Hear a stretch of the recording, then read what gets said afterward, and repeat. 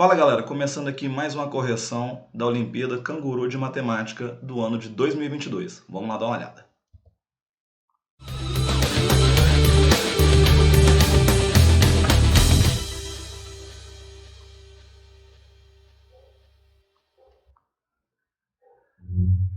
Então vamos lá pessoal, independente se você fez de forma presencial ou online, a prova é a mesma.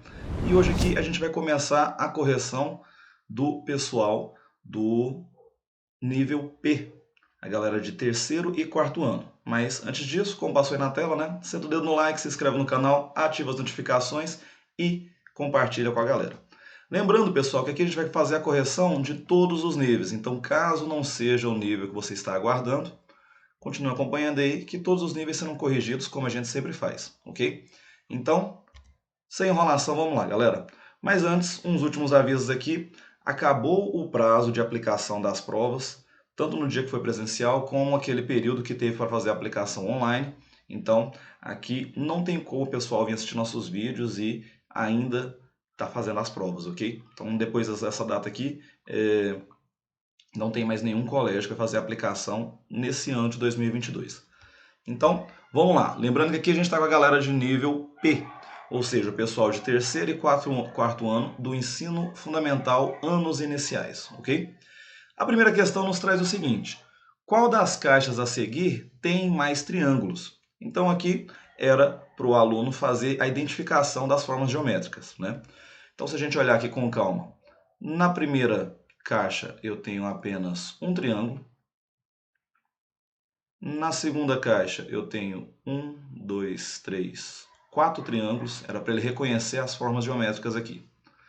Na terceira caixa eu tenho 2 triângulos. Na quarta eu tenho 1, 2, 3 triângulos. E na quinta e última caixa eu também tenho apenas um triângulo. Então coloquei ali em destaque, só para a gente ter essa visualização aí da forma geométrica que era para encontrar. E olhando aqui, claramente no item B de bola, B de bosque aqui, é o nosso gabarito. Então o aluno iria marcar lá no gabarito o item B. Então uma questão aqui bem tranquila, era só para o aluno reconhecer as formas geométricas e identificar, no caso que ele pediu aqui, a quantidade de triângulos que tinha em cada um dos itens, ok? Lembrando, galera, que as questões aqui, as primeiras, né, são as dos níveis fáceis. Nessa prova aqui, a gente vai do número 1 até o 8 com as questões de nível fácil, ok? Vamos lá. A segunda questão nos trazia o seguinte, acompanha lá. Ari corta a figura abaixo, bem no meio. Então, ele vai cortar bem aonde está no pontilhado, o sinalzinho da tesoura ali. Então, ele vai recortar essa figura. Então, ele pega as duas partes e faz uma figura diferente. Qual é a figura que ele pode ter feito? Então, ao pegar aquelas figuras ali e recortar, qual é a figura que ele pode montar? Então, aqui para a gente fazer isso de uma forma didática, eu peguei a mesma figura e recortei. Então nota aqui, vamos eliminando aqui cada item. Se eu quisesse montar o item a primeira parte até que ficaria idêntica, porém a segunda parte só se eu espelhasse aquela figura. E ele não nos disse que poderia fazer isso. Então o item A está eliminado. No item B, a figura da esquerda, novamente, ela está na mesma posição. A figura da direita, se eu rotaciono ela, se eu coloco ela de cabeça para baixo, nota que ela não fica naquela mesma posição. Então, de novo, figurinha do item B está eliminada. A do item C. Vamos ali pegar e colocar na mesma posição, vamos eliminando uma por uma. Então, eu teria essa figura aqui, ela já estaria espelhada, só a figura do lado esquerdo que eu consigo colocar igual. Certo? Então não ficou na mesma posição. Item C também está eliminado.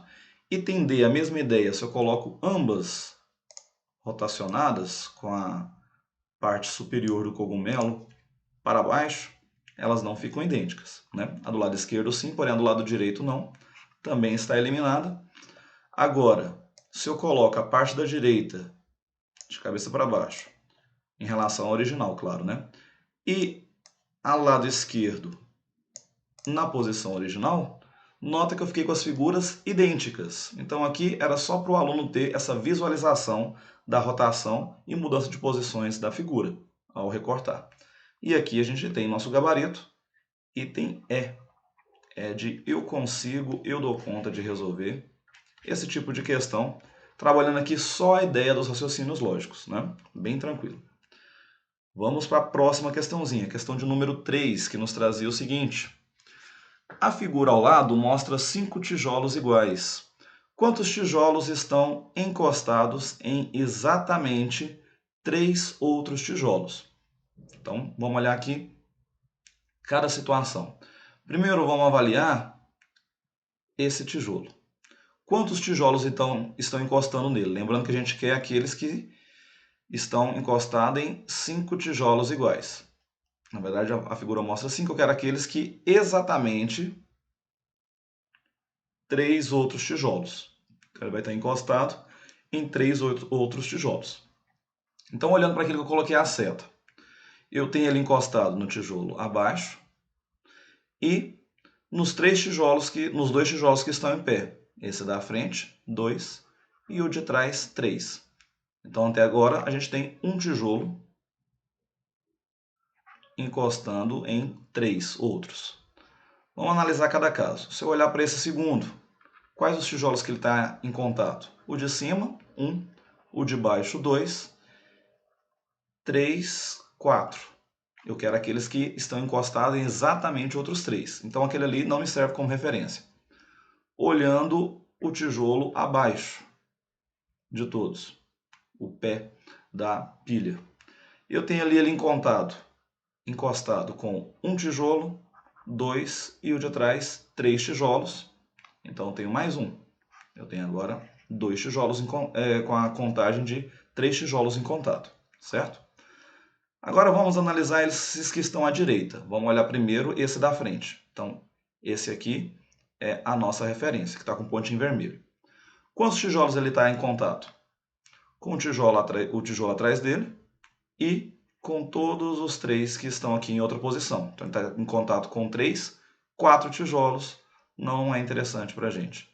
E, por fim, olhando o tijolo lá atrás, que eu demarquei de vermelho, ele está em contato com o tijolo que está à frente dele e com todos que estão na lateral. Então, de novo, ele está em contato com 4 tijolos, nós queremos os que estão em contato com 3. Então, aqui na nossa contagem, né, deixei aqui anotado, ele teve 2 tijolos que estão encostados em exatamente 3 outros, né, que está tendo contato com 3 outros. E esse gabarito, a gente tem aqui letra B de novo, B de bola, B de bosque, como o nosso gabarito dessa questão. Vamos para a próxima. Questãozinha de número 4, trazia o seguinte.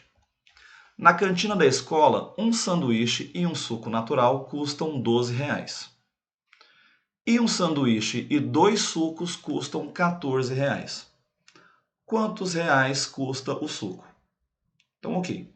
Só com a primeira informação que ele trouxe, pessoal, que um sanduíche e um suco natural custam R$12, a gente pode ter vários valores para cada um deles. Por exemplo, eu poderia falar que o sanduíche é 10 e o suco é 2. O sanduíche é 11 e o suco é 1. Poderia inverter, o sanduíche é R$1 e o suco é 11. E assim por diante, além de valores quebrados, como a gente diz, né? Valores decimais. Eu posso falar, por exemplo, que o sanduíche era R$10,50 e o suco R$1,50. Ainda daria os R$12. Então, várias informações ali, vários resultados a gente poderia ter. Só que com a segunda informação que um sanduíche e 2 sucos custam R$14, agora a gente pode ver a diferença entre o primeiro resultado e o segundo. A nossa diferença entre eles não são R$2?